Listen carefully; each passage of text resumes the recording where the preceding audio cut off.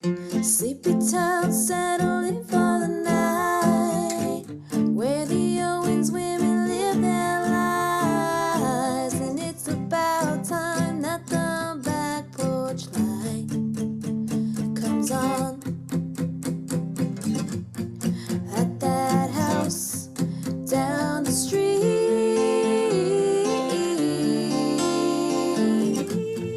at that house on Magnolia Street. Darling. Hey, Donna. Wow, you're coming in hot today. Coming in hot, even though my brew is cold. Woo! So cute. What are you drinking? I got some tea. Oh, so you're coming in hot. I'm coming in hot tea. What Dude, kind of check this rap out real quick. Oh god, wait, a rap? You're gonna rap right now? Oh, I thought you were gonna rap like a song.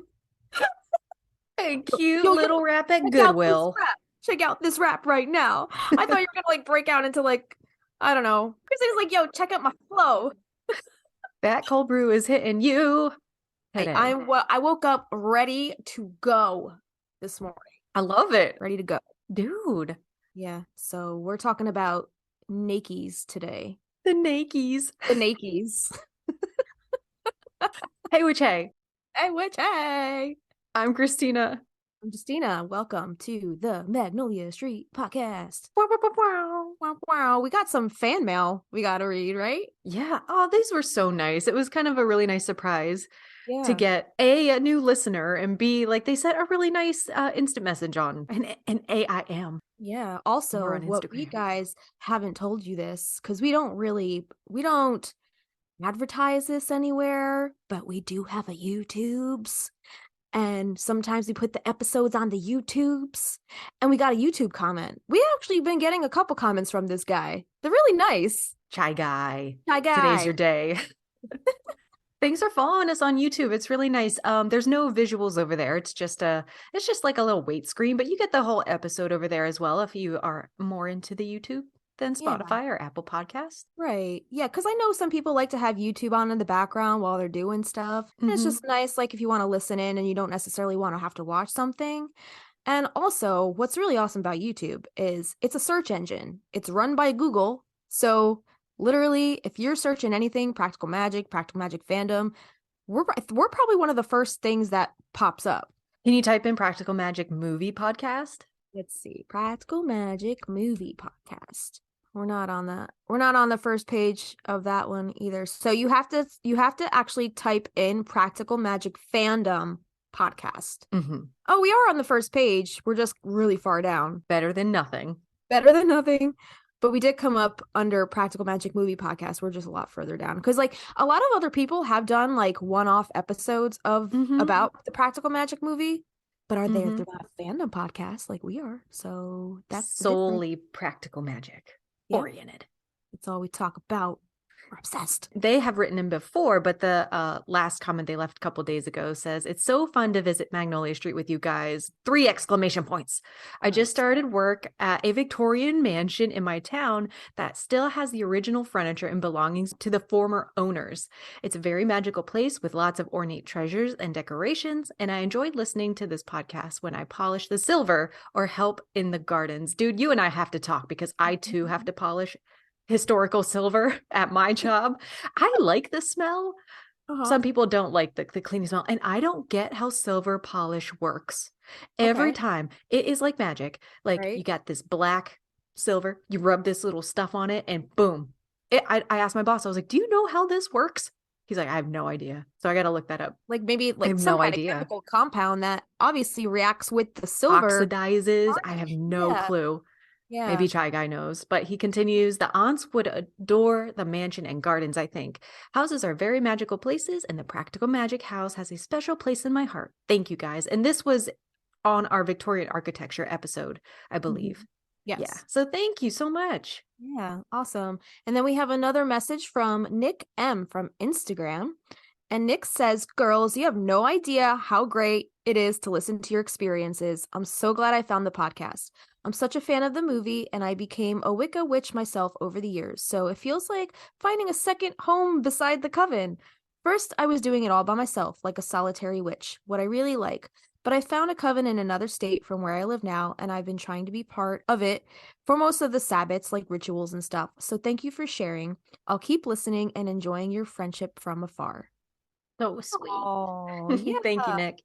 Yeah. So it's cool to it's like this is kind of like a little virtual little coven, the community that we're kind of building. It's just nice to support, you know? It's our neighborhood. Yeah. Welcome to our neighborhood on Magnolia Street. It's like Wisteria Lane, but better. Yeah. Not without all that drama. Without all the sex. Sometimes Yeah. sex. Well, today we're talking about not sex, but kind of something that you have to be when you have the sex. Kinda, yeah. Let's talk about sex, baby. That's the second time Salt and Pepper came up in the past 2 days. What is that song you were singing? I could not find it, but I know exactly the beginning of the song you were singing. Yeah, it's like, here I go, here I go, here I go. I said, girls, what's my weakness, man? What song is that? I don't know. That now. Whatever song that is, we're gonna put it on the playlist. But yeah, so we're not necessarily talking about nudity in a sexual kind of way today, right? We're talking about nudity in more of a magical way and how you can practice magic and I guess enhance your magic with being nude, and they call that Skyclad. Yes, ma'am. Yeah. Have you ever done Skyclad Magick? I can't say that I have. Okay. I've tried once, and Yeah, it was just me basically running around outside, like Wait, at night. you did it outside? Yeah, and I don't know if it was for like my first Beltane or something like that. I was by myself, and I was living in California. It was dark. We lived like in the middle of nowhere, back street. And I was like, I had shoes on and I had like a towel, and I was like, I'm gonna run around outside.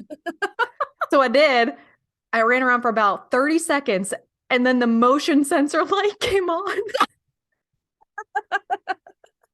And I was like, whoop, and I ran back inside. Oh my God. But like nobody was out there, so who would have seen you anyway? But right? So we lived in the pool house of the people who we were renting from, so they were there. So I don't know if they saw or not. The motion sensor went off. That's fucking funny. I can't say that I can do that around here because I'm in a more suburban area. Everybody in like a 5 second radius, not even 5 mile, like literally right next door to me. Everybody's got a motion sensor light. So I could literally just like walk across my front lawn and somebody would probably see my naked ass. Would you do it in your house, or have you done it like in the bath magic? Yeah, I guess you can consider bath magic. Yeah, I guess you consider that Skyclad, right? Yeah. Yeah. I guess so. Okay, so then yeah, but in the privacy of my own bathroom. Yes. Not outside. I don't think I have the nerve to go streaking. I don't know. I don't think I've ever gone streaking. Besides that, I guess, is that considered streaking if you're like, it's for magic, not for yeah, I guess. Okay. All right. But to the normal muggle eye, if they saw a naked ass person running down their street, their first thought would not be, oh, they're doing magic. You know what I mean? I wasn't even running down the street. I was just running in circles around the yard. But like, okay, so do you remember what your intention was? Like, what were you working on? I don't even remember. I don't know. That is too funny. I'm just like picturing you like in your bath towel. Just like, and shoes. Yeah. So you're like just my like New Balance. naked with tennis shoes on. She's dying over there. This topic today. All right. So we are talking about being skyclad and being nude and witchcraft and magic, because like if you think of a coven or witches, they're dancing naked under a full moon, and this pops up in the Practical Magic movie and the books, right? Does it in the book? I thought wasn't there like only like one instance where like Jillian's like walking in the woods or something like that? It does, but also in magic lessons, do you remember when Maria is trying to do the spell to help Abraham?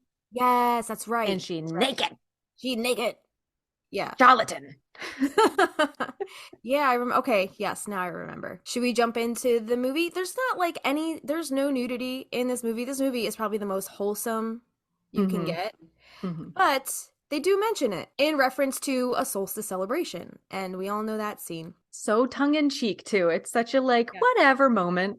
for Jet. Right. Yeah, it was very nonchalant, like, oh, it's perfectly normal to be naked under the full moonlight, you know? I love it. So this is the scene where Sally gets the call from her sister Jillian, and she has to go, she's got to make these travel arrangements to leave to go save her sister. She's rushing down the stairs and she's telling her aunts she's gonna take the first flight out of Logan, blah, blah, blah. And then Aunt Jet, she's like, yes, dear, just go to Jillian. The children will be fine. And then she kind of gives Franny that look.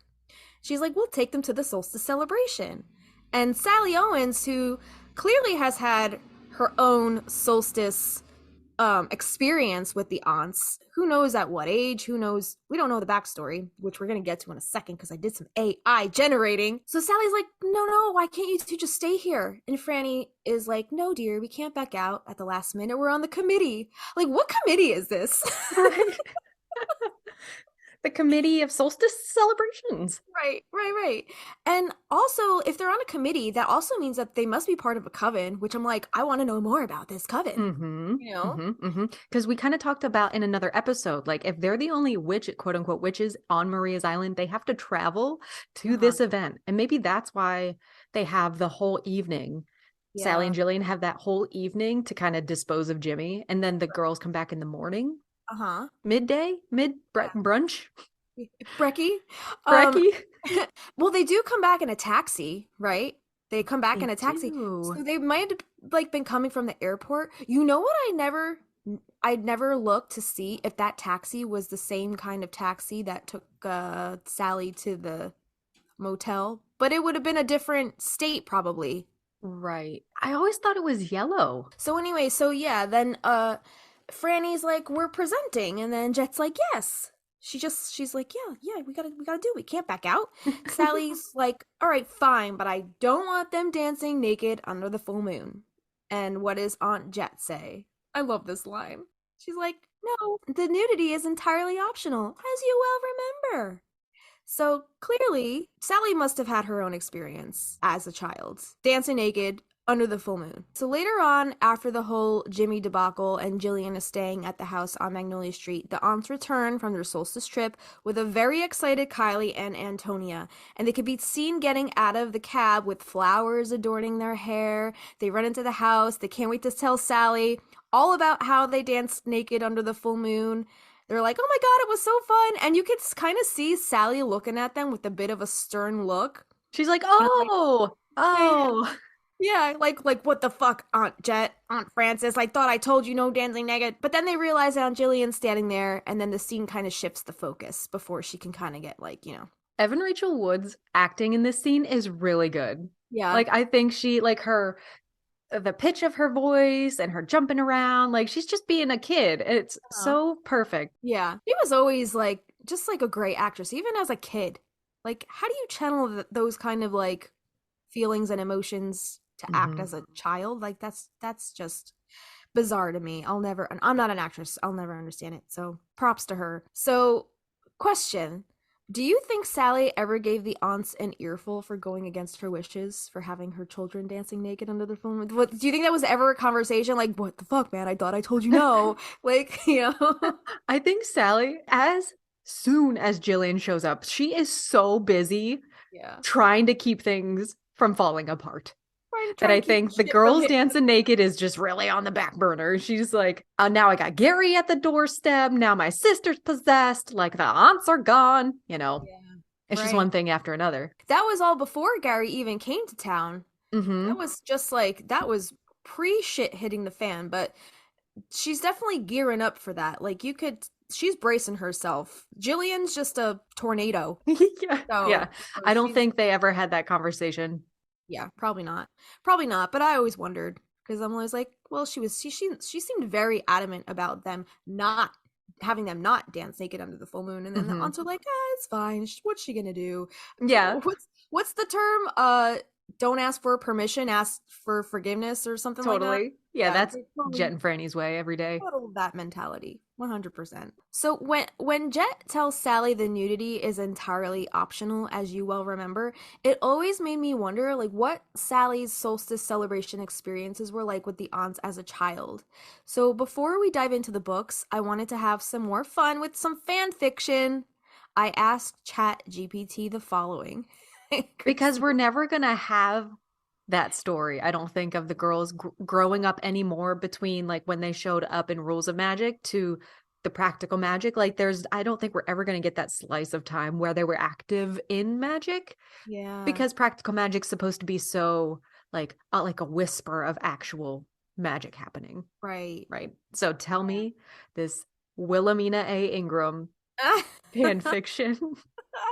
So I asked ChatGPT, write me a practical magic fan fiction in which Sally Owens experiences her first solstice celebration as a child with her aunts Jet and Frances. Did she choose to celebrate it skyclad or did she choose against it? Also, what did her sister Jillian Owens choose to do? Oh my God, here we And go. AI actually generated two different responses.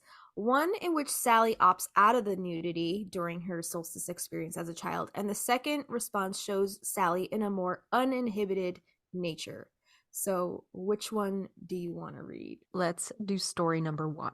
This says Sally Owens was just 9 years old when she experienced her first solstice celebration with her aunts Jet and Frances. She had heard stories of the magical celebrations her aunts held, and she couldn't wait to be a part of it. On the day of the solstice, Sally and her sister Jillian woke up early to help their aunts prepare. They set up an altar with candles, crystals, and flowers, began to chant and meditate. Sally felt a sense of peace and excitement as she watched her aunts in their ritual. As the sun began to set, Sally's aunts started to disrobe and move around the altar skyclad. Sally felt a little nervous, unsure of whether she wanted to participate in this part of the ritual.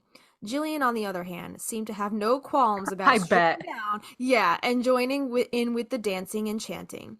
Sally watched as her sister twirled around, her long red hair flowing behind her. Part of her wanted to join in the celebration to feel the freedom of dancing in the moonlight without the constraints of clothing. But another part of her felt shy and self-conscious, unsure of whether she was ready to be so vulnerable in front of her family. In the end, Sally decided to keep her clothes on and watch from the sidelines. She was content to take in the magic of the night, watching as her aunts danced and sang beneath the stars. Jillian didn't seem to mind that her sister wasn't participating fully, and the two of them enjoyed the celebration together in their own way. As the night wore on, Sally felt a sense of connection to her family and to the universe around her. She knew that she would never forget this solstice celebration and that it would always hold a special place in her heart. Years later, when Sally became the head of her family's coven, she would remember this night and the lessons it taught her about vulnerability, self-expression, and the power of sisterhood. Okay, cute. Yeah. All Yeah. right, yeah, you are free to make a decision. And I guess I don't know if we put that in here at all, but like being skyclad is a personal option. If you're Yeah. ever in a coven that requires or tries to insist on you doing this, this is not the coven for you. Okay, Right. don't ever feel pressured to do any magical workings skyclad. We'll just put that at the top. Yeah. Do you want to read the second story? Story number 2. Sally and Jillian Owens had heard stories about their aunts' solstice celebrations for years, but it wasn't until they were 10 and 12 years old, respectively, that they were finally invited to participate. Their aunts Jet and Frances had recently moved, to a small coastal town in Maine. Here's And where it was off the rails. Like, what? and it was there that the sisters were introduced to the magic of the solstice. Well, they do have the Maine Owenses, so maybe they were like Right. hooking up with the family up there. Maybe. Yeah. Okay. The Good point. celebration was held on a secluded beach surrounded by towering cliffs and crashing waves. The sand was warm beneath their feet and the salty sea air filled their lungs. As the sun began to set, Jet and Frances led the girls in a series of meditations and chants, their voices rising and falling with the rhythms of the waves. Sally and Jillian felt a sense of peace and excitement wash over them, as if they were part of something much larger than themselves. When the time came to disrobe and dance skyclad, Sally and Jillian exchanged nervous glances. They had heard about this part of the celebration, but they had never experienced it for themselves. But with their aunt's encouragement, they shed their clothes and joined in the dancing, their bodies moving in time with the pulse of the earth. As they danced, Sally and Jillian felt a sense of liberation they had never experienced before. They were free from the constraints of society, free from judgment and expectation. They were simply beings of light and energy connected to the world around them in a way that they had never known was possible. As the celebration drew to a close, the sisters felt a sense of sadness that it was over. They didn't want to leave this magical place to return to the world of rules and boundaries. but they knew that they would carry the memory of this night with them forever, and that it would guide them on their own paths of magic and self-discovery. Years later, when they looked back on the first solstice celebration, Sally and Jillian would remember the sand between their toes, the sound of the waves crashing against the shore, and the feeling of freedom that came from dancing sky-clad under the stars. And they would be grateful for the aunts who showed them the way to the world of wonder and possibility. I love that their first thing, it's on a seashore, like it's on the seaside. It's beautiful. In Maine. In Maine. Right? So random. I love that you are embracing the AI. Yeah. As of late, you're coming up with some good stuff. Because there's so much like not necessarily plot holes, but there's like, gaps in the story. Yeah. Where, these sisters, this family would have had these experiences that we will probably never know about. Right. They're just alluded. Right. Yeah. Unless Alice decides to write about them, or, we see them in another kind of I don't know, spin-off series or whatever. But I was always curious. I was like, So in that scene, they alluded to Sally dancing naked under the full moon, or having some kind of solstice experience when she was younger. What is that experience? I love that you did that. That was really cute. Go down the rabbit hole a little bit. So yeah. But we do have some book mentions of Skyclad magical workings in the nude. So the first, I guess if we want to go chronologically, we see this in Magic Lessons. So this is on page 255, and this says, "Nothing helped Maria Owens, not even the back pages of the grimoire, which contain those spells from Agrippa and the Key of Solomon, only to be used in the most dire of times. At last, she performed an act of desperation. She lay on her back, naked on the floor, inside a pentagram she had drawn with charcoal. She was surrounded by burning candles, a brass bowl of blood and fingernail clippings, and strands of hair on fire. She had made a small wax figure, sympathetic magic, of Martha that twisted in the heat. This was left-handed magic, dangerous to one and all." And then there's only one other instance of skycladness in the Book of Magic. Do you want to read that one? Yeah, I just want to touch on, I'm wondering if, because it's left-handed magic, you have to be your most vulnerable to let that darker side in. I personally, shadow work, you have to be very vulnerable, and that's considered your dark side. Ooh. So that's the most seen you can be, is to let that darkness out. Right. I didn't even think about that. That's a good point. We don't see any Skyclad in the Practical Magic book. We don't see it at all in, what's the other one? Rules of Magic at all. It just comes up in Book of Magic on 158.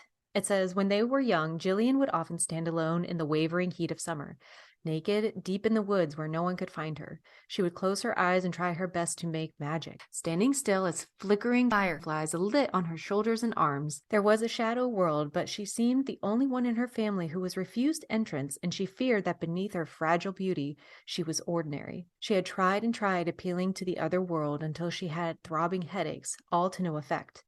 In the end, Jillian would tread back to the house on muddy paths, her face hot with disappointment, unable to cast even the simplest enchantment." So that is her trying to, I guess, achieve any sort of little magical connection. Because we know her, at least living in Massachusetts or New York, nothing's happening until she goes back to their homeland of Essex. Right. Old Essex, UK. Yeah, and then she sees the I guess the figure drifting through devotion fields, right?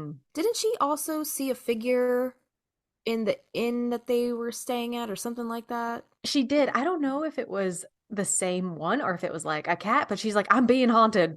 And she goes wake Sally up. Sally's probably like, "Fuck, again." Yeah. But even in the movie, we know that she's the one that doesn't have these powers like her sister, right? But she is the one that's more susceptible to the haunting, to the spiritual infestation of this dark entity, her ex-boyfriend, Jimmy. It's interesting to me that she's the one that's more vulnerable to this dark energy. Because Sally is so very guarded. Right. But Jillian does do magic at the PTA or the phone tree thing. She makes the binder snap. So she can do parlor tricks, basically. parlor tricks. Maybe that's Yeah. why she ends up with Ben. Or she ends up with the magician. Oh my God. I love that connection. Would All you right. ever consider doing Skyclad work? Or it's just not like really, you Um, don't find it necessary? yeah, I don't know. I've never had an experience where I felt like it called for it, Mm-hmm. but I don't know who's to say that will never happen. And I feel like also like when you're young and I guess more self-conscious and more I guess like when you haven't come into your own yet. I don't know, it was just something that I was always like put off by, not put off, but like just like I don't know about that. Okay. But more as like coming into like and more of an adult. I'm entering my 40s. There's less to lose. I don't give a shit anymore. Yeah. Like it's something like I'm like, maybe I'd try it. I don't know. Yeah. Like I'd I'm probably not be against it. comfortable in a women's group. I don't think Yeah. I'd be comfortable co-ed, but Oh no, 100% yeah, not. yeah. Yeah. But that was the only opportunity I had to do Skyclad work. I would do it here. It is more rural, but like my neighbors are right there. We're very friendly. They come over whenever they want. So if I went into the woods, I'd be Yeah. fine. But y'all, the mosquitoes Oh love yeah. me. They love me so hard. But I was thinking about that the other night because during this recording getting to almost the end of May and the fireflies are going to start coming out. Hmm. And yeah, I just never had the need to show the moon my taint. You know what I mean? Like, I don't think I need to show the moon my boob. Cupid's kettle drums Can we don't need, are please not involved in this magic. can we please put that on a fucking t-shirt? I do not quote Christina quote or no, put it on one of those memes on our Instagram, the Magnolia Okay. hashtag Magnolia Street out of context. Yeah. Christina quote, I never felt the need to show the moon my taint. What? I'm dying. But how pretty would that like be? Like being in the woods and all the fireflies are Oh yeah. bouncing around you. If you glamorize it, yeah, it's a really cool visual in your head, but I'm But the sure. reality of it is like you're probably walking through poison ivy. There's spiders everywhere and you're getting bit up by mosquitoes. And then your Yeah. neighbor is watching you, you know? I do have to say though, like I don't mind like going to the bathroom in the woods. I would much rather like pee in a bush than pee in a porta potty any Oh day. yeah. Yes, Any I day. agree. I agree. We Yeah. did have a opportunity to do skyclad work with the goddess studio I was going to. It was all women. The woman's property was beautiful. She had this whole studio for like belly dancing and we would hold Sabbats there, but she also had a big ass pool. And I think we were doing like elemental work that day. So we were stopping at each corner of her property. And when we got to the water, she was like, you're welcome to jump in. If you have a suit. If you don't have a suit, it doesn't matter. I was going to, but I had my period. So I was like, Oh, I think I'll skip that's it. cute. I would skip. Yeah. Have you ever gone skinny dipping? No, I don't No. think so. I think I might Nah. have done it like once. I don't even remember. If I did, it was like a really long time ago. It's a foggy memory. I might have. I don't even really like not having shoes on. Like I know I need to ground. I know I need to take my shoes off and be in the dirt, but I'm like, ugh, like, oh, Really? any wetness touching my feet, I'm like, yeah, nasty. Oh, That's why I wore shoes out and no clothes. I would have gone out there barefoot. I hate shoes. Avi, well, both Avi and my mom make fun of me for walking around outside with no shoes on all the time. I could walk on hot coals. I could probably walk on glass, and nothing's getting through You got those hobbit feet. these fucking rabbit skins. It's like my feet are rawhide at this point. Like nothing's puncturing this shit. Avi makes fun of me all the time. If I do decide to do any skyclad work, I will let you know how it goes. Okay. Because that would be some powerful shit. Because you Yeah. know what? Like through our woods, we can go down to a pond that has like a floating, like a dock. I Yeah. think that would be far enough out of the way. Could you imagine like it's not a huge pond, floating yourself on the raft and just like stand like in this opening of trees under the night sky and like just Oh, absorbing the moon that way? that's so pretty. That would be so See, nice. like all like fantasizing about that shit, it's like one thing, but the reality of it could be another. I don't It's know. probably more trouble than it's worth. Right, exactly. Maybe it depends on what kind of magic you're working. Yeah. Yeah. Yeah. Like if Um, it's like a self-love kind of thing and to be more accepting of your body and that it's a beautiful body and like that could be very powerful. yeah. Yeah. And I mean, like, who's to say, like, you don't have to do it outside in the woods. You know, Yeah. do it in the comfort of your own home. Yeah. Do we want to talk about what Skyclad technically is and what some sources have to say about it? Sure. So, Skyclad refers to ritual nudity in Wicca and modern paganism. Some groups or traditions perform most or all of their rituals skyclad. Whilst, I love that word, Yeah, I whilst. do too. Whilst nudity and the practice of witchcraft have long been associated in the visual arts, this contemporary ritual nudity is typically attributed to either the influence of Gerald Gardner or to a passage from Charles Godfrey Leland's 1899 book, Aradia, or the Gospel of the Witches, and such is mainly attributed to the Gardnerian and Aradian covens. I don't know too much about all that stuff. Do you? I don't practice Wicca, so I really don't know. But we would like if this is part of your practice, please let us know. That would be amazing to learn about, and we'd love to share it if you would let us. Yeah. Yeah. So this Gospel of the Witches contains what he, I guess Charles Godfrey Leland believed was the religious text of a group of pagan witches in Tuscany, Italy, that documented their beliefs and rituals, although various historians and folklorists have disputed the existence of such groups. In the 20th century, the book was very influential in the development of the contemporary pagan religion of Wicca. It has a whole Wikipedia page if you would like to know more. Yeah. So Gardner's Witchcraft Today was published in 1954. The book claimed to report on the contemporary practice of pagan religious witchcraft in England, which had supposedly survived as an underground religion for centuries. Ritual nudity was included as a regular part of Wiccan practice, but in the modern day, it is mainly used by Alexandrian, Georgian, and Blue Star Wiccans.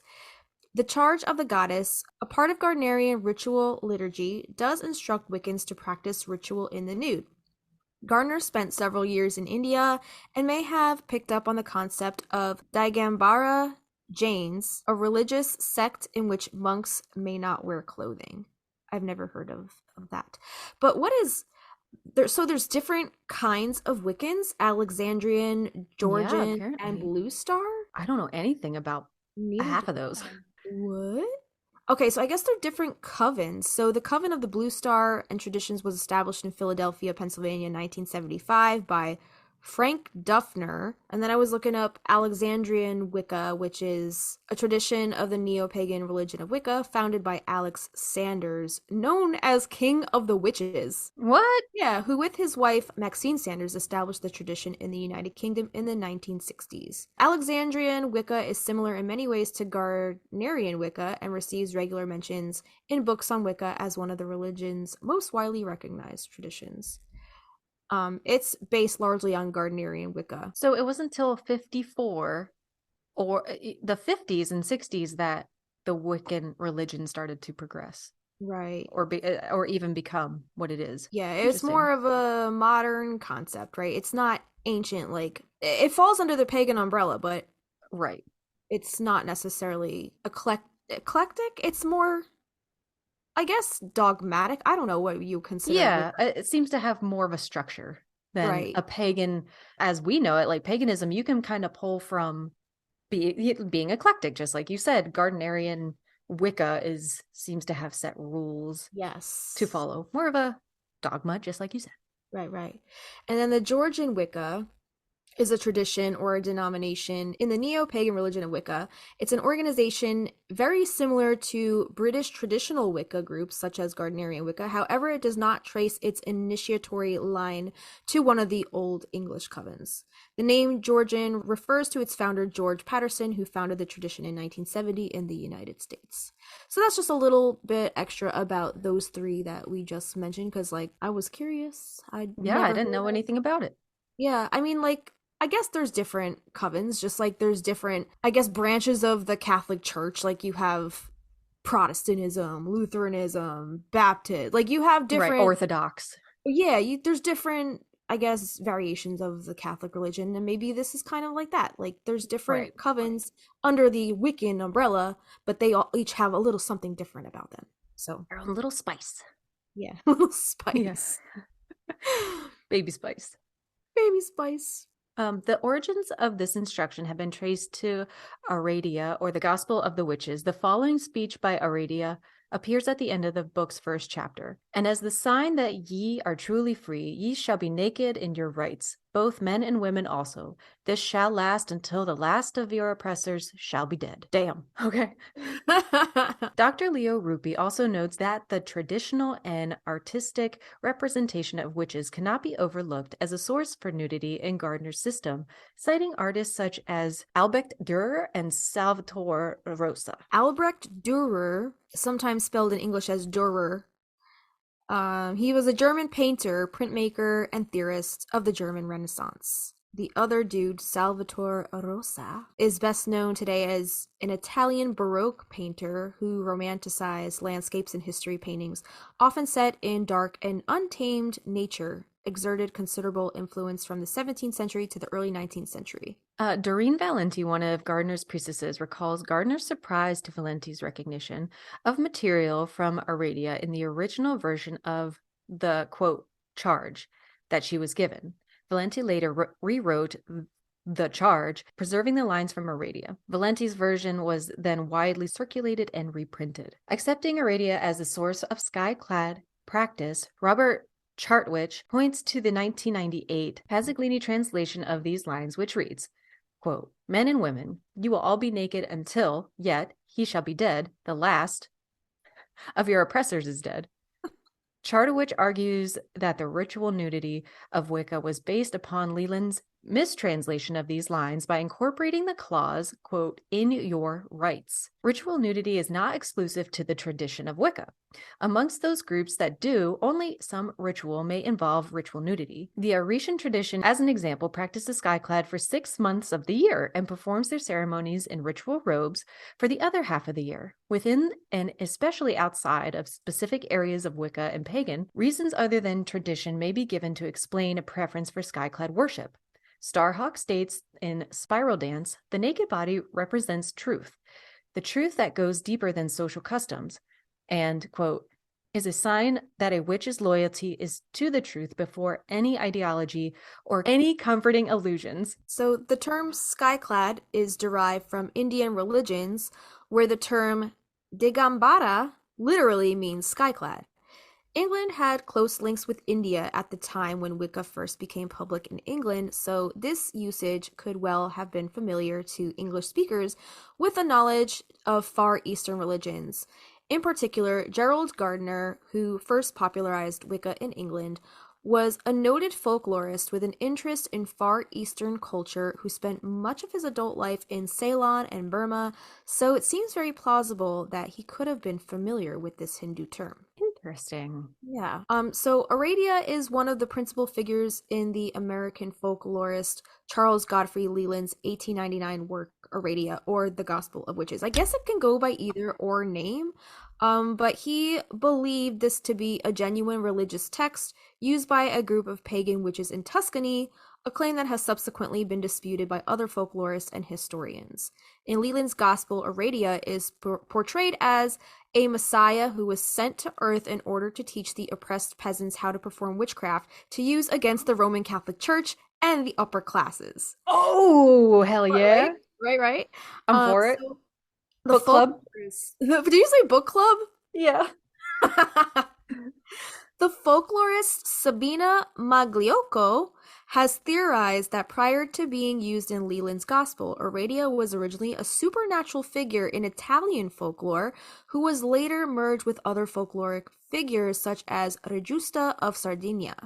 Since the publication of Leland's Gospel, Aradia has become arguably one of the central figures of the modern pagan witchcraft revival. As such, has featured in various forms of neo-paganism, including Wicca and Stregheria as an actual deity. Raven Gramasi, founder of the Wiccan-inspired tradition of Stregheria, claims that Aradia was a historical figure named Aradia di Toscano who led a group of Diana worshipping witches in 14th century Tuscany. So this seems, I guess this has Italian roots, seems like. You're really good at the names, by the way. You're really good at those names. They just fucking fly off your tongue. Yeah, Fake it's it very till I make it. So that is Rome, right? Uh-huh. Roman deities. Okay. Yeah. There's a lot more. It's a rabbit hole, so we'll link this below. Okay. Yeah.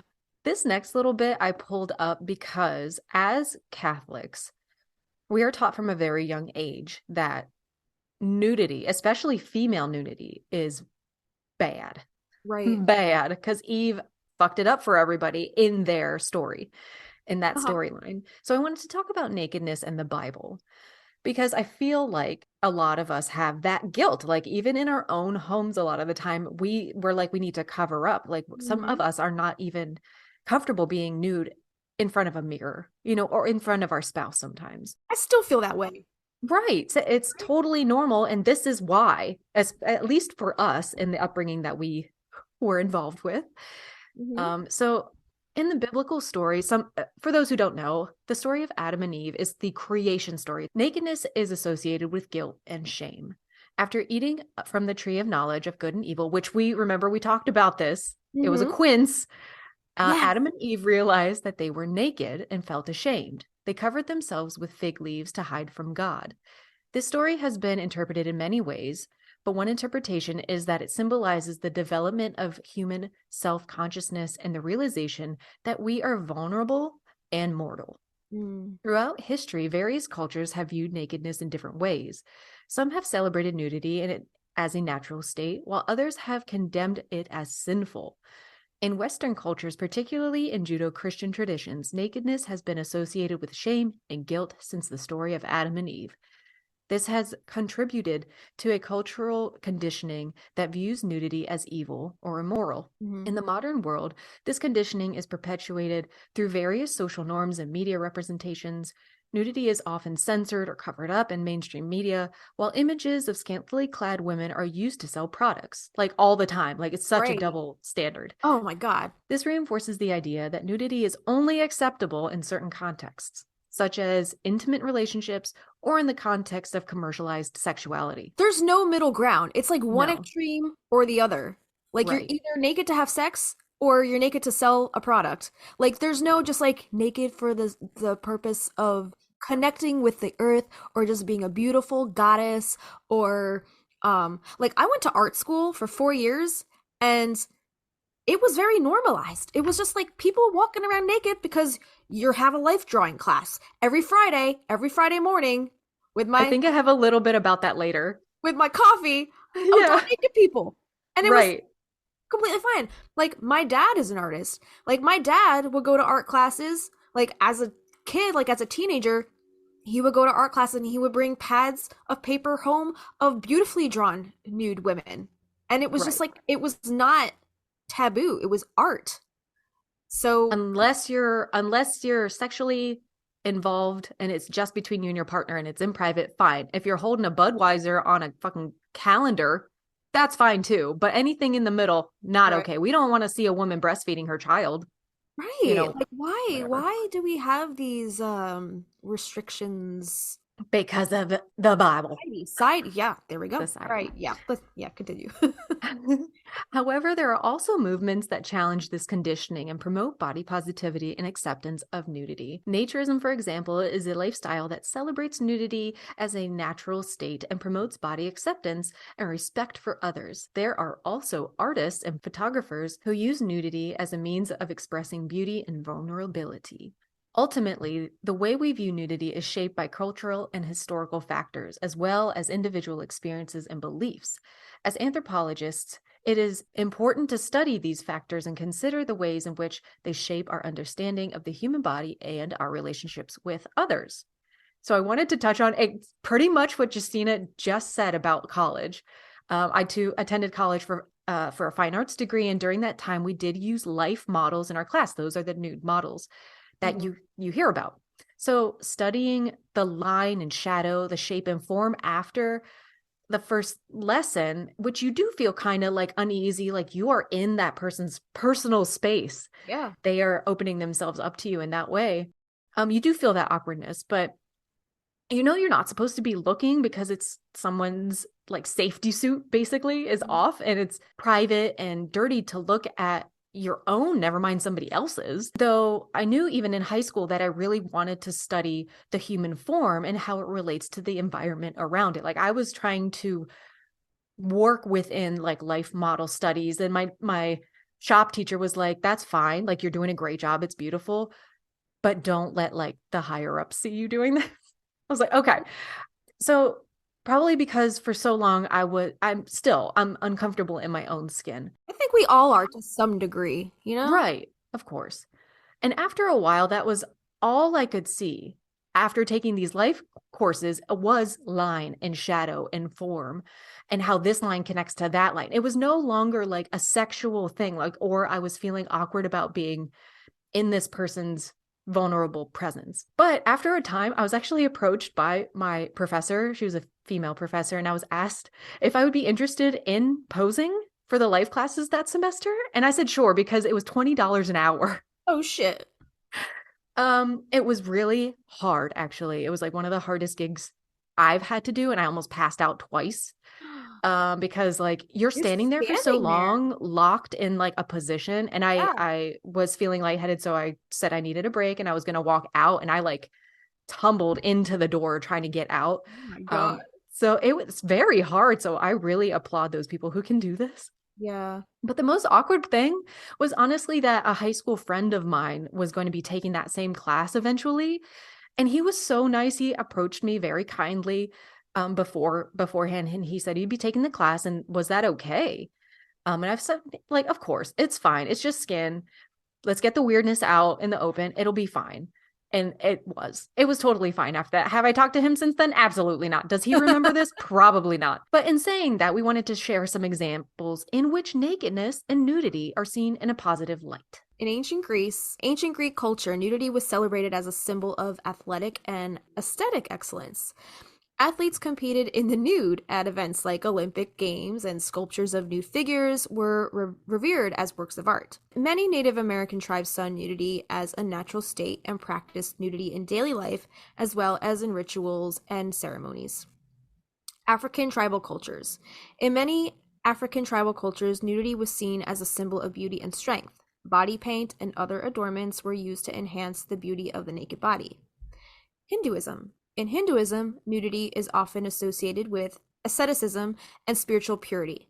Naga sadhus, for example, are naked holy men who renounce worldly possessions in pursuit of spiritual enlightenment.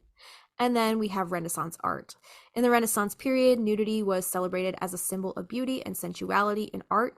Paintings and sculptures of naked figures, such as Michelangelo's David, were revered as masterpieces. And I just want to say, the statue of David, my parents, from the time I was born, have had the statue of David in our home. He's a looker. I don't care that it's disproportionate. His hands are massive. Like, Can I wait? So every holiday, my mom would like dress him up. that's really cute. We have like pictures Oh, of like David with the Santa hat on, or oh like my God. David with like a Cupid heart, or like something for Valentine's Day. He has like hearts on him Do you have these pictures? somewhere. Like, yeah, I have. Oh, I'm picturing like Instagram carousel when this episode comes out. But like he's always been part of our home. Like I've always just seen like the statue of this naked guy as a kid, and like it was just always what this says, like revered as art, like the Mhm. human form, not to be shamed. It's just something beautiful and artistic, Our bodies are crazy. right? We don't even have like the scope, like I just as like Philistines. We Yeah. don't even have a scope of what our bodies are capable of, but just thinking about like how it mends itself and how we hold, it's like one complete piece, but we have holes here and there. We have orifices that hold everything together, and like Orifices. orifice, bringing it back to episode 2. Bringing it back. Oh, I think we should both on the Patreon maybe post some of our old life drawing class drawings. all You right. still have yours? I have 3. I have 2 or 3. Okay. Yeah. Yeah, I was at my parents' house, like in their attic. They were just like throwing some stuff out and reorganizing and organizing stuff. And my dad made like a little shelf of like that you could put like big newspaper print pads in Ooh. like a flat file link system. Yeah. And I was over there recently, like probably in the past few months or so, looking through all my old art pads, like my parents have kept every art pad that I've had from That's going really to that nice. school. And I was going through some of my old drawings and I was like, wow, these are pretty decent I for, want to see. Yeah. so maybe we can post them up on the Patreon. I would like that. Do we feel like taking a break? Yeah, let's take a break. And when we come back, we're going to talk about more nudity in Wicca and paganism. We're going to talk about all the naked stuff, Naked. more stuff about Gerald Gardner, a few simple steps that can help you arrange an erotic skyclad frolic. So Oh, all right. all that and more when we return. We'll be right back. Hey, little witches! The Stinas here. If you've been listening to our podcast for a while, you would know how much we love using the Practical Magic Inner Witch Oracle deck by Grounded by the Moon. And now we want to share the magic of Grounded by the Moon with you, our listeners. Joseph Benitez Egerton, the creator behind Grounded by the Moon, would like to offer this very special 10% off discount to all who wish to experience the magic of his Practical Magic themed tarot and oracle decks. But that's not all. He also creates other divination tools like tarot workbooks, deck bags and altar cloths, pendulum kits, oil blends, cleansing sprays, smoke wands, teas, and ritual kits. And let's not forget about his custom handcrafted, all-natural soy candles, where every candle is hand-poured and personally infused and charged under the light of the moon. They even come with a crystal. And did we mention all of the ingredients in the candles are ethically sourced? All of Joseph's offerings are just so magical. So go visit groundedbythemoon.com and use the coupon code Magnolia Magick for 10% off your entire order at checkout. That's MAGNOLIA MAGIC. So get your discount today.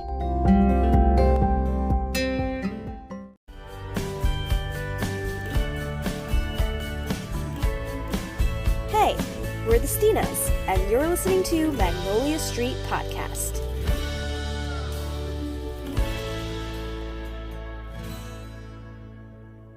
Welcome back, everybody. We're gonna do a card pull. We're gonna do a card pull. All right, let's go. Let me know when to stop. Stop. We got the house? Family home. Wow. Sacred space. Okay. Is the keyword, sacred space. So I'm already getting kind of like a idea of what this could possibly mean for this episode, for being naked. Naked.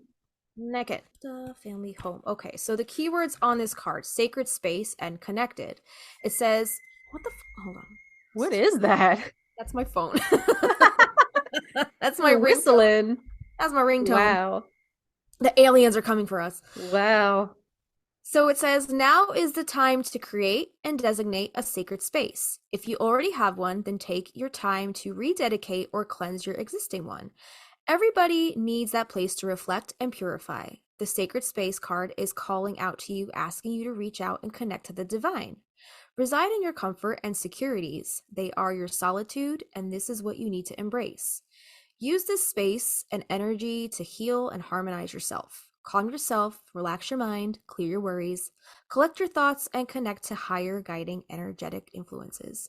Utilize the power of your altar, light a white candle to help cleanse and enhance your connections. And the mantra on this card is, I am collected, conscious, and calm in my sacred space. I'm seeing a little bit of a connection between this, the meaning of this card, and being in the nude, and how we were talking about how when we are in the nude, we've been conditioned to feel insecure, to feel like we need to cover up, like 100%. you're very vulnerable. You're in a very vulnerable state when you're naked.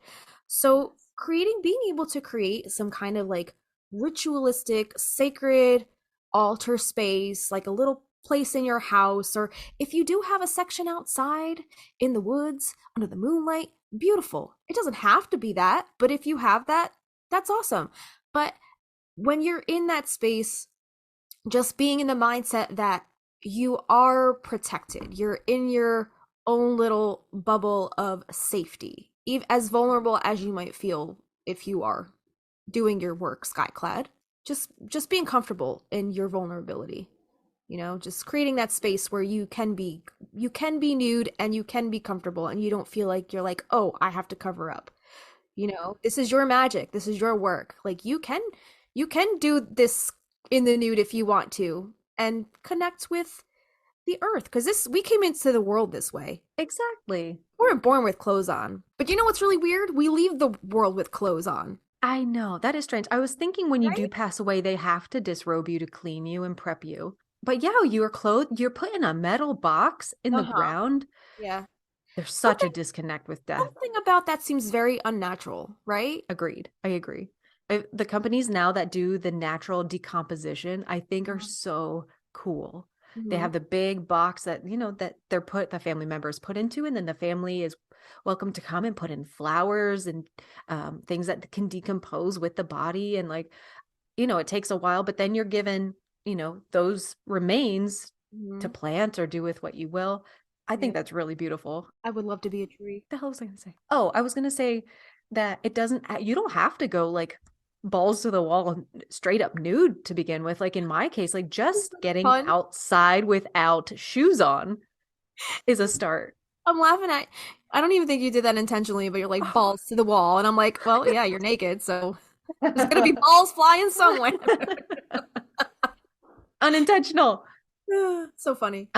Just having no socks on. Start with having no socks or putting shorts on, having a little, a tank top on, something, just working in your bra. Like start out slow. It doesn't have, you don't have to be stripping all the way down. If you're trying to work more with Skyclad, you can go slowly. That, in essence, I think was the perfect card to pick for this. Because, Yeah. yeah, you're creating that sacred space and you want to feel protected when you're at your most vulnerable if you're doing your magic that way. And my home is my safe space, Mm-hmm. Yeah.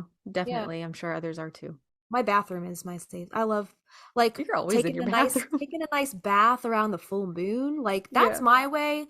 If I'm gonna do any kind of skyclad magic, that's the way that I'm gonna do my Nikki magic. Uh-huh. There's a witchy bath and body shop, New Jersey based, by the way, called Witch Baby, and they sell all bath and body products intentional to use during your bath time witchy rituals.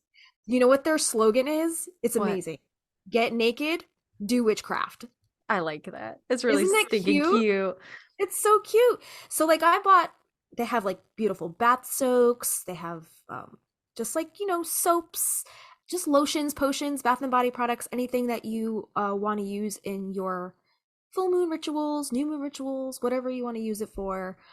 But it is run by a practicing witch, and it's just a really, really cool thing that she's got going on. She's got I think two locations. If you're in New Jersey, check out Witch Baby there's one in Red Bank, and then there's also one in I think either Cranford or Clark. I've been to the one in Red Bank, and I love going there. Not sponsored, but man, I wish Not we were. not sponsored, but like I've been there. I love their products. I bought multiple things from there and I love everything that I've ever purchased from there. Do they have an online store? I think they do. She's definitely on Instagram. Okay. But we'll link it below. I think it's called Witch Baby Soap. All right. All right. Where is this? This is from felicitiesblog.com. You want to tell us a brief history on nudity in Wicca? Okay. Nudity in Wicca and Paganism, Part 1, A Brief History. And this is by Liam Cyphrin and Carolyn Tully. So a fig leaf, this topic is a fig leaf of our imagination. There are countless quirks about humans, but one of the real doozies that are most confused, divided, and downright ditzy when it comes to their own physical nature. To millions, the human body, in its natural state, is embarrassing, shameful, indecent, or undignified. Hold on. Do you hear that bird outside my window? I do. It's okay. I'm gonna close the window. Hold on. Poor Punky. I know. He's like, what's that, baby? Meow, meow. Meow, meow. I want it. I want lunch. I want it. Okay, so where did I leave off? The human body in its natural state is embarrassing, shameful, indecent, or undignified.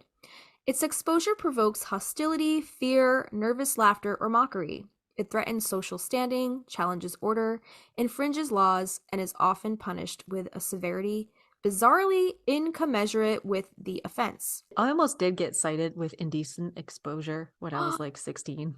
What would you do? What's the story? My boyfriend and I were like, we weren't having sex. We were snuggling in the woods under a blanket without tops on, and a cop came by and put us in the back of his cop car. Are you kidding me? I'm not kidding. I was bawling. This is the same boyfriend I have the story about later on. Oh gee, with the haunting? Yeah. Oh Jesus. Continue. This guy's just a rabbit hole. Uh-huh. Can't wait to hear about this. So the really odd thing about this is that it's not generally considered odd at all. The necessity of concealing. You hear him? Yeah. I'm sorry, everybody. My cat. My cat's having an orgasm. He's um The necessity of concealing bits of the human body is taken for granted in precisely the same way that they need to provide animals with trousers isn't, and they call pagans irrational and superstitious. Witches, druids, and pagans of many other species tend to be among the minority who don't buy into humanity's alienation from its unembellished form, recognizing this to be both symbolic and symptomatic of a desperately unhealthy estrangement from nature. Partly for that reason, as you're reading this, several thousand witches and pagans around the world will be casting their circles wearing no more than what they wore in the womb. Not all pagans regularly work skyclad. Some do when alone, but not in shared circles. Many alternate between skyclad and robed workings, and others always work in clothing of some sort, but most respect the practice and consider it a valid element of the modern pagan tradition. If nothing else, this shows a spirit of determination, given that it is often cited by opponents of the pagan path as evidence of chronic, quote, up to no goodness, end quote. Acknowledging this, some groups, especially in the US, have chosen to downplay or totally abandon skyclad working. For many in the old religion, however, it remains as much a part of the path as such other, quote, unpopular elements as spellcasting, individual approaches to deity, and the troublesome words pagan and witch itself. Let's consider the lineage of ideas that led to this conclusion. Those disapproving of ritual nudity often argue that the practice has no significance historical precedent in either religion or magic. Leaving aside the issue of whether this has any, for want of a better word, bearing on the effectiveness of skyclad witchery, it is true that, although attitudes toward nakedness have varied enormously in different times and places, religions in which nudity is an essential part seem to have been thin on the ground. Patty Slade, one well-respected witch with disparaging, slightly granny... Wait, what? What? Yeah, I Wait. don't understand that. That was slightly granny weatherwaxish. okay. Who's Granny Weatherwax? Look that up. All right. So not. Patty Slade, one well-respected witch with disparaging, slightly granny weatherwaxish attitude towards nudity as a Wiccan dress option, maintains that no tribe, primitive or otherwise, goes to meet its god unclothed. Didn't we just say that? Well, No didn't tribe, we primitive or otherwise, goes to meet its god unclothed. Oh yeah, you and I just said yeah, we were that. just talking about it's just Yeah. weird that like we come into this world naked, but we leave clothed. Granny Weatherwax is a fictional character, Esmeralda Esme Weatherwax, fictional character in Terry Pratchett's Discworld series. She is a witch and a member of a coven. She is self-appointed guardian of her small county and free. What book is that from? Discworld, Discworld. Let me see if there are any other matches, because that's the very first one that came up. How powerful is Granny Weatherwax? There's quotes from them, I guess. Okay, it's a Terry Pratchett character. Okay. Okay. No tribe, primitive or otherwise, goes to meet its god unclothed. That's from Natural Magic by Hamlin, 1990. This would seem to be a wee bit of an exaggeration. The idea of ritual nudity is an old one, being found in ancient cultures of places such as Pompeii, Greece, India, Rome, Persia, and Britain. The mother goddess of Calcutta in India, Kali, is usually represented as nude, and she is said to be Digamba, a Sanskrit word meaning clothed in space. Pliny the Elder, in his Naturalis Historia, records that the women of ancient Britain performed their religious rites in the nude. Such traditions notwithstanding, Ronald Hutton, professor of history at the University of Bristol, was initially of an opinion similar to that of Miss Slade. However, in his appealingly titled essay, A Modest Look at Ritual Nudity, included in his Witches, Druids, and King Arthur, Hambledon and London 2003, he modified his position in the light of continued research. In that piece, he lists a few historical precedents for Wiccan naked gatherings, generally among minor 14th and 15th century sects, such as the Turlupins of France, the Men of Intelligence of the Netherlands, and the Adamites of Bohemia, before concluding that the craft is, quote, not unique in this respect, although it is unusual, end quote.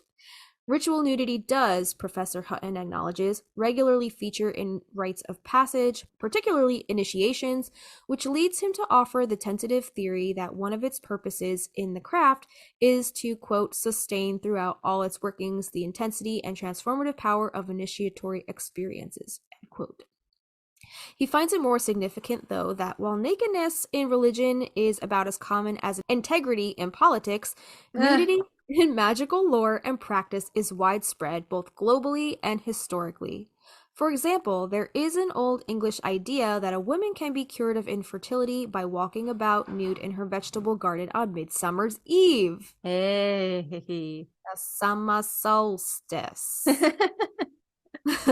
So the most casual research into traditional spellcraft and the representation of witchcraft in art and literature confirms the point, and the often repeated line in, here's this book again, Aradia, by Charles G. Leland in 1899, exhorting witches to, quote, be naked in your rites, both men and women, end quote, is simply one of the more obvious statements of the principle. In many cases, though, such folkloric mentions of nudity weren't intended as sociological observations as much as evidence of the depravity of the witches or heretics, supposed savages, or a little later, the hippies, or the ferals, or trouserless animals, etc., which people deemed them. Accordingly, they may be no more reliable than the occasionally attendant charges of cannibalism, shape-shifting, and broomstick aviation. Some corroboration, however, might be found in other, less accusative descriptions of sorcerous activities in which nakedness still plays a part. In these instances, the absence of clothing is often just one of several reversals of the normal social order used in the working. Fair is foul, foul is fair, and naked is perfectly normal. The concept of social reversals remains a force within the craft. When our sense of ownership of our bodies is challenged by laws or other imposed codes of behavior, reclaiming it can be a source of personal and magical power. As Australian witch, priestess, and suspected elf Amargi Wolf puts it like this: the breaking of taboo can help put you in a headspace where anything might be possible, even for those of us who are inclined not to wear clothes whenever we can get away with it on a day-to-day basis. Society's conditioning regarding nudity is a strong force to be played with. This mightn't be exactly how it would have been conceptualized by a 17th century farm girl performing a love spell. Yes, the politically incorrect sort, most likely. Naked beneath a waxing moon, but she'd still have been aware of being in a strange and invigorating situation in which mundane reality was kept at bay, and the possibility of her spells bringing results seemed well within the bounds of exception. And that reminds me of The Witch, the movie The Witch, you know, at the end when she decides to live deliciously and Black Phillip leads her through the woods into a circle of naked witches who just ascend to their higher self. That's my favorite part of that movie, by the way. Like, I love that ending. the ending It's just is the the best part. acceptance. It's Yeah. like, well, I guess I am. I guess I am. I Yeah. love that movie. I think Right. at first watching it, I was like, this is, it's kind of like a little spooky, little creepy, but at the end, you're like, yes, it's coming together. Yeah. It's all Yeah. coming together. This little section is called Gerald Gardner and the Bear Witch Project. I love that. The Bear Witch Project. Bare, bear. fucking love it. Skyclad bodies abound in pre-20th century folkloric accounts of spellcraft and divination. They're equally common in several other major influences on the craft, such as fairy lore and imaginary and classical art. It's nevertheless not uncommon to read that today's naked witch exists solely because Gerald Gardner, one of the craft's most significant revitalizers, happened to be a card-carrying, sun-soaking, bottom-bearing naturist. Likely? Question mark? Let's see. If we consider today's nudist organizations, the more conservative of which still fall over themselves to project an image of utter normalcy. Once the dress code is overlooked, their significance to the craft might seem strange. In the 1930s, however, naturism, I always want to say naturalism. Are they not the same thing? I don't think so. Okay. Naturism was a new, rather radical, esoteric movement possessed of a strong spiritual dimension. Its earliest forms in Germany typically embraced a reverence for nature, a longing for the pre-industrial past, and the promotion of physical fitness, often expressed through abstinence, vegetarianism, and exercise regimens that would make the average Thai bow trainer run for cover. Much of the movement's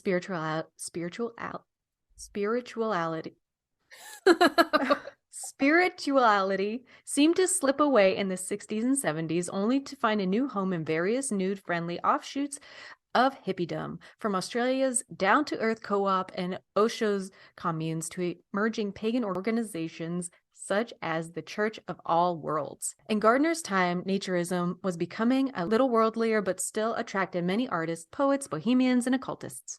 Among his naturists, contemporaries were several of his original co-covenors, including probably his initiatrix, probably Edith Woodford Grimes, Ross Nichols, founder of the Order of the Bards, Ovates, and Druids, Harry Bingham, a major pagan influence on the already paganish order of woodcraft chivalry, poet and former Crowley associate. I was wondering when he would come up, right? Because he was a big proponent of butt stuff. Victor Nuremberg. I think last podcast on the left is a really like a multi-part series about Aleister Crowley. Oh shit. Yeah, it's very good. Oh, cool. Victor Nuremberg and possibly even Dion Fortune, whose Fraternity of the Inner Light owned property at the Brickwood Nudist Club, was frequented by Gardner and Nichols. For more on this, see Philip Heselton's Gerald Gardner and the Cauldron of Inspiration. So linked were naturism and paganism at the time that it became a standing joke in England to mix the metaphorical and literal sense of the expression, quote-unquote, sun worshippers, when talking about nudist venues. Even as late as 1984, the male lead in a nudist promotional film called Educating Julie facetiously warned his girlfriend about visiting a sun club, claiming, quote, they worship these strange sun gods and have ritual dances in the woods, a suggestion later labeled as daft by a club member. Before we move on to those two paragraphs, real quick. So they're talking about these sun worshippers, right? Mm-hmm. I guess sun worshippers were synonymous with these nudists. If we take a look at the sun card of the Rider-Waite Tarot, the figure on that card is naked. Really? Yeah. It's a figure, it's a naked figure, childlike figure. Oh, you're riding right. on a horse, a white horse. So the white horse, I think, symbolizes that spirituality, ascending to one's higher sense of self, that uninhibited. I think the keywords of the card are like joy, radiance, uninhibition. Mm-hmm. So it kind of makes sense that they're linking these, quote, nudists to sun worshippers. When that card is so visually full I don't know. of that. Right. What they're going for. I don't know if it has anything to do with the imagery on the tarot card, but that's the link I made in my mind when we just read that just now. I'm like, perfect. Yeah. Interesting. Yeah. That's one of my favorite cards, by the way. It's just like, so like, whatever. So happy. Yeah. It's innocence of joy. Yeah. Like it's not being shameful of your uninhibited nature. Mm-hmm. It's just like throwing caution to the wind and saying, I'm here in all my naked ass glory. Yeah.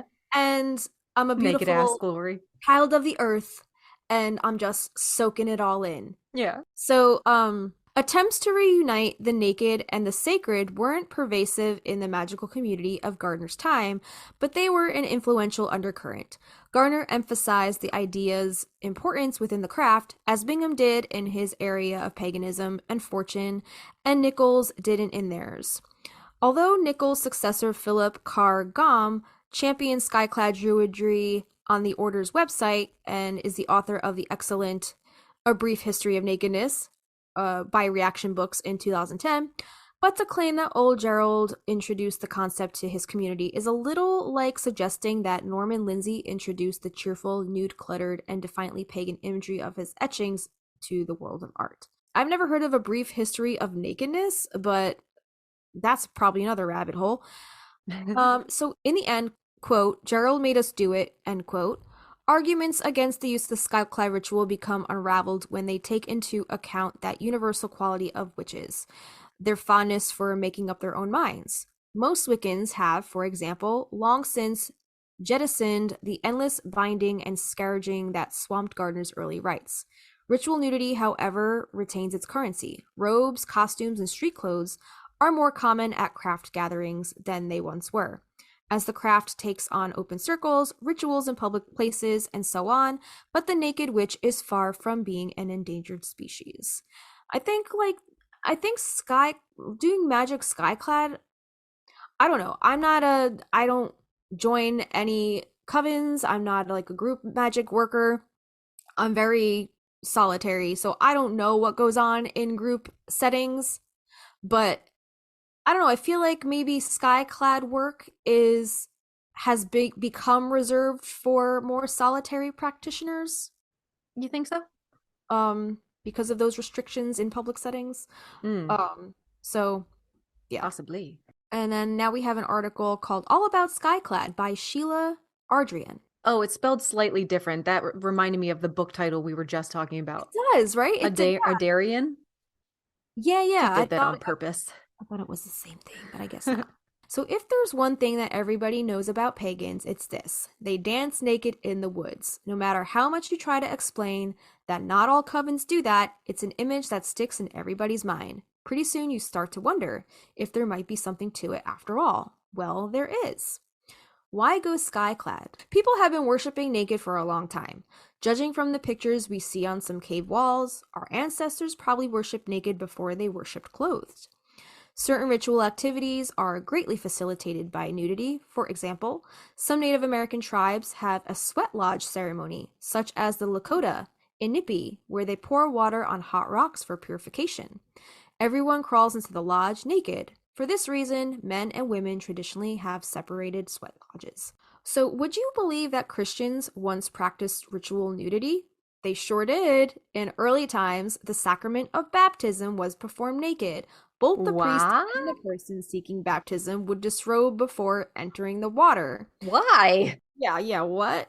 Plus, the witnessing congregation usually included both men and women. Sadly, this tradition died out after a few centuries. Ascetic monks may give up worldly goods up to and including their clothes. The Digambras, a sect of Jainists, practice spiritual detachment by going naked, even in public. The name Digambra literally means skyclad, and this is believed to be the source of the modern pagan term. There are also written records and pictures of witches worshipping naked. Most of these are from unreliable, biased sources. But we do have Leland's Aradia, Gospel of the Witches, originally published in 1890, which suggests that Italian witches called strega practiced their rites nude. Many of today's witches who wish to practice nude look back to Leland for inspiration. He writes, speaking as the goddess. It says, "And ye shall all be freed from slavery, and so ye shall be free in everything. And as the sign that ye are truly free, ye shall be naked in your rights, both men and women also." A similar command appears in Doreen Valiente's version of the Charge of the Goddess, later adapted in many variations. Although not all pagans are witches, ritual nudity has spread far beyond Wicca. After all, some rules are fun to follow. Many people believe that magic moves more strongly and smoothly when there's nothing getting in its way. As Gerald Gardner explains, in a skyclad ritual, when power is given off, the flow is more easy and regular.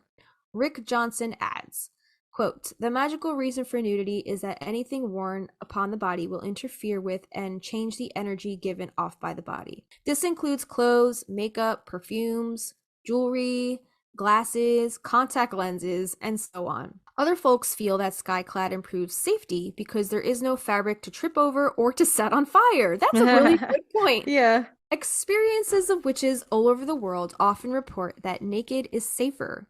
You are more aware of where the candles are when you begin to feel the heat, as opposed to not detecting the heat of a fire until your robe is engulfed in flames. Oh my God. Makes sense. I mean, that is a legitimate concern, right? Naked people step more carefully and bang into the altar, and others far less frequently than clothed witches. Gardner agrees. When dancing, you are free and unconfined. Yet another reason going skyclad puts people in the right headspace, too. Gardner says, it is most important of all that there is not the slightest thing to divert the attention. Apparently, he didn't find naked people distracting. Johnson notes several effects. The person must accept themselves as they are or change themselves, and to be naked indicates freedom from conventional mundane thought. You are free to place your mind into a sphere of magical thought where anything is possible. Removing status symbols brings down barriers, Johnson says. Equality between class and gender is assured when naked, as the rich no longer have jewels to show their class worth. Women must face men as equals, both showing their inadequacies and realizing that the other sex is just as physically imperfect as you are. With this barrier down, men and women can accept each other as equals. According to Starhawk, nudity likewise encourages honesty, trust, loyalty, and bonding within a group. Most importantly to our discussion here, the sight and feel of a lover's nude body can excite both, generating a tremendous surge of magical power. Although generally an advocate of demure nudity, Garner admits that, quote, the touch of the body of your beloved thrills your inmost soul, and so your body gives out its utmost power. I like the title of this next portion. Oh, God. Naked to nekkid. You can take this. Naked. What were you going to say? I'm sorry to interrupt you. No, I was just going to say, that last bit right there where he's talking about, I guess, doing nude magic with your partner or with your lover, at that point, that's now we're moving from just skyclad to into more of like sex magic territory. But I mean, obviously skyclad is a proponent of both. Sure, yeah. I'm trying to now think how we can incorporate sex magic into any topic. Right. Like, how do we deep dive on that next? Well, for one, I'm sure Jillian has used that quite a bit. Her sexuality. Yeah, She's so in touch with her sexuality. I'm sure she's used it at some point. Yeah, so I guess we'll get to talk about that. What if she actually used it on Jimmy and that's why he's so obsessed with her? Obsessed. Why are you so obsessed with me? Why are you so obsessed with me? Nice. No. Is that Mariah? All right. This is from naked to nekkid. According to Wiccan tradition, going skyclad means going before God and Goddess as they sent you to this world. It sets aside everyday concerns like, damn, she's got a great pair of knockers. All of us stand equal in the circle. It is an occasion of solemn spiritual celebration. It is not an occasion to point or poke fun or make personal remarks like, he is really hung. I mean, this guy could compete with Schleppnir. There's that Norse horse god, I think. Who are we fooling? Nobody. That's who, it says. When people get naked together, if they're not used to seeing naked people all the time, they're going to look. And if they look, sometimes they're gonna like what they see. In paganism, that's okay. Pagans generally aren't prudes. Our religion is one of love and sometimes lust. That's not an excuse to slobber all over the unwilling or the happily handfasted, but it does mean that you don't have to feel guilty about finding other people's bodies attractive. Serious worship is all to the well and good, so are body rights. You can be naked in ritual and have it mean nothing more than, quote, worship with your clothes off. Alternatively, you can get what I like to call as nekkid, which means you've got your clothes off and you're doing something sexy. The Wheel of the Year includes several holidays where nekkid is perfectly appropriate. Ostara, Beltane, and Letha especially. And there are many more choices such as Oh, Lupercalia. Have you heard of Lupercalia? Vernalia, and Radha's Day. Um, so real quick, Lupercalia, that's an ancient pagan festival held in each year in Rome on February 15th. Although Valentine's Day shares its name with the martyred Christian saint, some historians believe that the holiday is actually an offshoot of Lupercalia. So it's like around the same time as Valentine's Day, basically. I think we talked about this in our love spell episode. I think we did too. Some other occasions lend themselves well to such earthly entertainment like hand fasting. And if it's just you and your sweetheart or sweethearts, then anything goes. A few simple steps can help you arrange an erotic skyclad frolic. Here we go. Okay. Make sure all the participants understand that this will be a nekkid event rather than a naked event, and that everyone is of legal age. Hold your ritual in a comfortable, private place with a warm atmosphere. And like literally, like you don't want to do this on like midwinter. No. Be toasty. For outdoor activities, consider exempting shoes from the quote, no clothes rule to protect tender feet from rocks and other sharp objects. Justina, provide blankets to sit or lie on. I don't have to worry about that. I told you, my feet are rawhide at this point. Nothing's getting through those babies. I'm good. I'm good. All right. I don't need to wear my New Balances, but Christina, if you want to continue frolicking outside, They're so sexy though. Come on. naked, feel free to wear your New Balances, guys. If you want to, feel free. Okay. Put some safer sex supplies on the altar in case people decide to celebrate the great rite for real. Begin with fun physical activities to help people feel more, quote, at home in their bodies, such as yoga, body painting, or back rubs. Include ritual lines praising the male and female bodies as found in many sacred texts. Also encourage participants to praise each other's bodies too. Everybody likes to hear how sexy they are. If you have never worshipped Skyclad before, consider giving it a try. You can practice alone, with a partner, or as part of a group. Make your ritual as serious or as sensual as you want. Experiment! Remember that your body is your temple and you are the high priestess or high priest of it.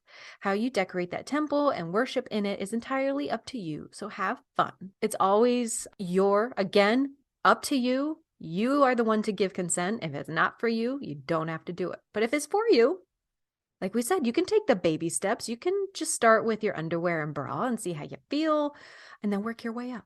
Yeah, or if you don't want to do this outdoors or in the woods, as is so common, that's such a common, I guess, trope. Like that's the trope we always see in the films, the TV, and the movies. But you can do this in the comfort of like your bedroom, your bathroom, because the bathroom is the most accepted place to be nude in today's society, right? So if you want to reserve it for your little full moon ritual, for like a bath time ritual, you could start with something like that too. I wanted to pull out Brasidia Rhyme because I was like, I know like it's very common to have dreams about being naked. Uh-huh. All that's missing now is me naked without my homework, you know? Yeah, So, yeah. And like that's such a popular dream, is like being on stage naked in front of an entire audience. Have you had that dream before? I know I have. yes. So Brasidia says if you are visualizing yourself naked in a dream, that within 2 days, someone will find you sexually attractive and they will make their interest known to you. This person will aggressively seek a sexual relationship and will offer you a permanent relationship. If you choose to go in this direction, you will be emotionally satisfied beyond your expectations. That's not what I was expecting. Yeah. But she always gives those very specific time frames, like 3 days. But it was a positive one, you know? But like when you think of like being naked in your dreams, like that's usually a thing of self-conscious. You're worried about something. You're worried about being vulnerable, like we talked about. Yeah. So that's interesting. I think that's a very normal feeling. Like we all feel that in some way, being vulnerable, or, is there anything else that we wanted to talk about? I love that the aunts are pro Skyclad. I love that. I love that they are instilling that in the younger girls, that it is totally normal. Yeah. love your body, indulge in chocolate cake and brownies, love Mhm. yourself. I think that's really powerful. I love their YOLO mentality. I But know. if we think about it, like they came up in like the 60s and the 70s where that Mm-hmm. like free love or like Mm-hmm. it's they came from a time period where it was more socially acceptable to be more uninhibited. Yeah, I like how they're passing the torch, so to speak. I don't think either of them, maybe Vincent, but I don't really think either of them were like, let's go to Woodstock, you know? Right. But Jet did have that LSD experience, She did. Yes, she so did. who's to say that, you know, Don't the girls skinny dip in Leech Lake? you I might be think there's a right. little bit of nudity, but it's not in the context of magic, though. Right. Yeah. Right. And then at the end of Book of Magic, I think Jillian and Sally do also. Because then at the end, Jillian or Sally can sink and Jillian can't. They go to Oh. Leech Lake and have a swim. They do that naked? I don't remember. I think they do naked, yeah. Naked? Naked. Naked. Naked. Naked. There's a poster. This is really cute. Hold on, I'm going to send you this link. On allposters.com, there's a poster called Five Skyclad Fairies Dance in the Air Above a Lake. This Okay. is adorable. It's just fairies Oh, that's dancing beautiful. in the I moonlight. love that. Yeah. I, Very Art like Nouveau. I would love to put like this print in my bathroom. Do it. Right? Isn't that cute? Naked fairies. Naked. We'll link it. All right. Well, you can find us on Instagram at Magnolia Street Podcast. We would love any reviews you want to give us. You can review the individual episodes. You can just send us like, hey, you're doing a great job on Instagram. Leave us a review on Apple Podcast. Give us some stars. We really appreciate it. Yeah, and you can support the podcast on Patreon, patreon.com/Magnolia Street Podcast. We have tiers ranging between $1 and $15. For the $1, you can get in on our patron only polls. You help us decide what we want to talk about next. We give you a nice little Patreon shout out on the episode, and please send us your feedback and anything you guys wanna tell us, any comments, questions, input. Did we miss anything on any topics you've heard us talk about? We love to hear your feedback and we love reading them on the show. So definitely send us your feedback to magnoliastreetpodcast@gmail.com. Yeah, and we got tons of other tiers on Patreon, but you can head over there and check them out if you Check it wanna out. support us over there. I think that's all we got for today. Go get naked. Do witchcraft. Get naked, do witchcraft. Go check out Witch Baby soap. Yeah, we can't steal that slogan because No. it's probably TM'd or TM'd. whatever the fuck. Don't come at us. Yeah, we'll have to come up with something else. Just be naked. Or don't. Just be naked. Just be naked, period. Or don't. I like Go that. show the moon your taint. Oh my gosh. All right, that's it. That's all we got. I'm Justina. I'm Christina. We'll see you next time. At that house down the street,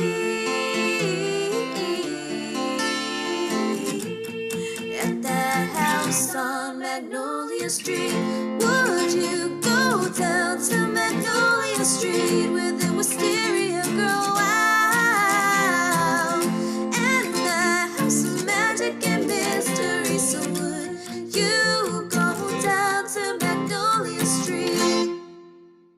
That sounded like one of those like Ooh. Goodbye. Bye.